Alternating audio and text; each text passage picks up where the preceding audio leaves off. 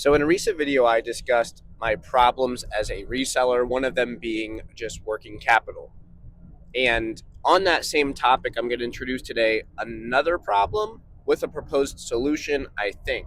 So this video will largely just be, I guess, thought exercise, and I could definitely use some assistance from you all in the comment section down below. Got some insightful feedback and words of encouragement on the last video of this nature, and honestly, I think content like this could be pretty cool. So we're going to try to make it work out. So in the TLDR version of my previous video, basically working capital has always been like a big hang up for my business as a Pokemon card slash TCG reseller, in the fact that I started with 400 bucks.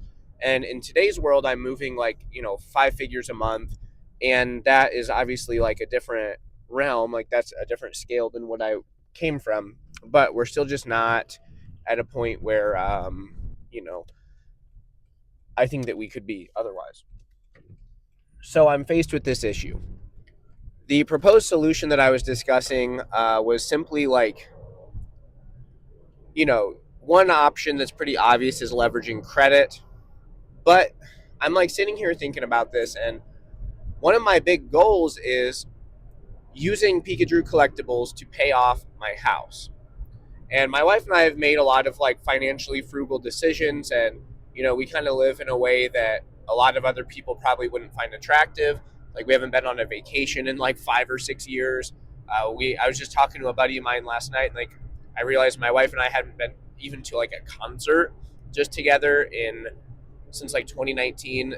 So we've just been working hard. We've been keeping our heads down and just working hard, like in the Pokemon space, outside the Pokemon space, prioritizing family. And I think all those things are important and just causes, right? But wouldn't life always be a little bit easier if you had some more breathing room? And I'm thinking about like, if you're wearing a suit and tie, you don't want the tie to be strangling you, but it does have to be snug against your collar. And so just kind of like living life in between those two little like phases or whatever. And maybe that's a terrible analogy, but I'm sitting here thinking about just like the cards that I have on hand and vaulted and otherwise. And I'm thinking that, some amount of these items are intended to be like long-term inventory, let's say. And other cards are like active inventory that would be churning and burning regardless.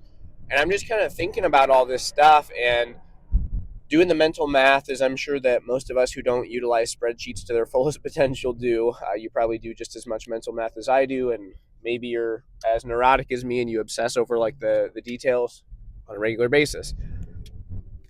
But I'm just thinking like I could probably free up, I don't know, for the sake of round numbers, let's just go down, let's say 50,000.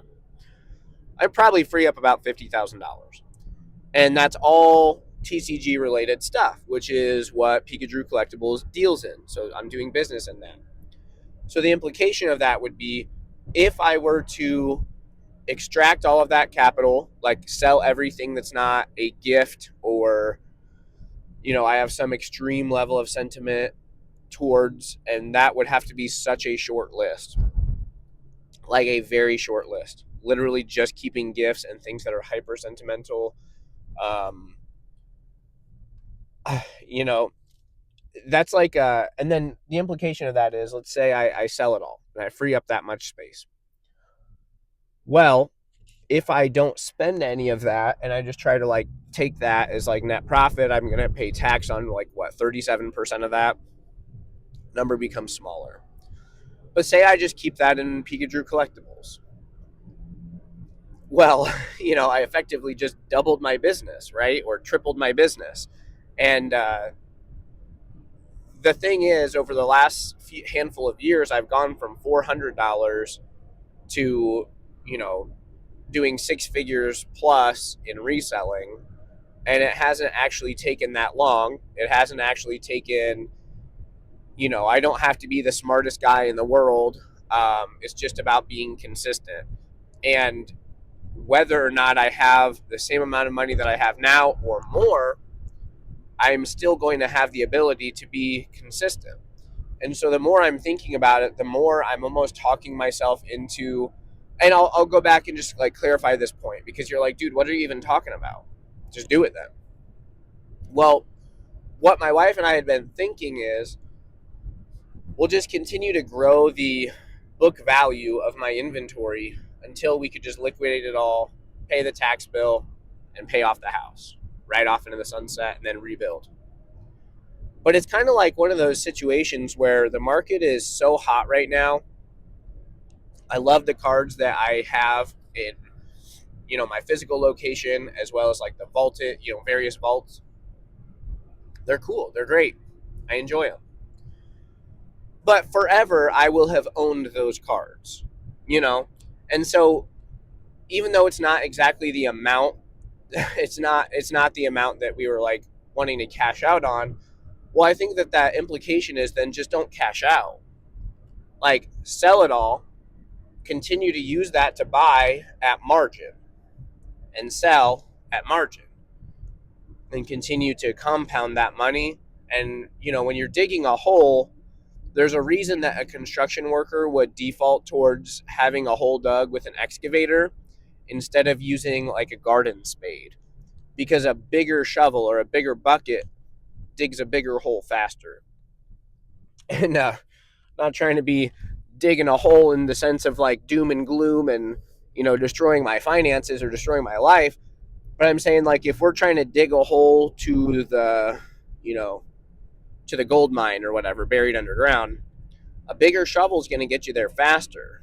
If we're trying to get towards like financial freedom, then you want to dig that hole with a bigger shovel. And certainly having an extra, say, $50,000 in working capital, well, that's a far bigger shovel, you know? And so that's kind of where my head's at. But it's also this conundrum. Like, there's some items where, to be frank, like the exclusive promos and like trophy cards and, niche oddities like that, they haven't really had their time in the spotlight during this boom. And who's to say they will, right? And so, sorry guys, I'm trying not to be like sniffly and stuff. I'm still pretty sick. But it's like those types of cards haven't had their time in the sun yet. And who's to say that they will? But it's like cards like that, I would be a little more apprehensive just to like YOLO auction. But again, maybe that's to my detriment. Like, maybe if I YOLO auction those types of cards, they would crush, and we would see like some kind of asymmetric return versus like the reservations that I have about selling them in the first place. But it's like there's some amount of stuff like that I probably would be hesitant to offload in this type of manner. But it's like, even though my collection has downsized a lot, or my long-term inventory, however we want to frame that, like everything's got a price eventually, I still have a lot of Scyther cards. I still have a lot of Scizor cards. I still have a lot of like odds and ends cards that I just think are cool. And then like, I have a lot of inventory that I'm, stubbornly selling through my own eBay store that, like, frankly, I just don't have to do that. And I know that I can realize, likely a higher net price by consigning these types of cards. And then I would get some kind of like uniform payout, which then puts me on the page of like being able to start taking big scoops, whereas right now I've got like this business that's functioning, and I've got cash flow operating in such a way where I'm like freeing up, 5 figures on a monthly basis that I can churn. But again, maybe just like a soft reset with a bigger shovel is the play, And so I hope that I've clearly outlined my thoughts here. I guess just in summary, I'm contemplating offloading pretty much everything right now for the sake of just growing my business, because I think that there's still meat left on the bone. And that kind of is working as a double-edged sword, right? The idea that there's meat left on the bone. What I mean by that is this boom isn't over.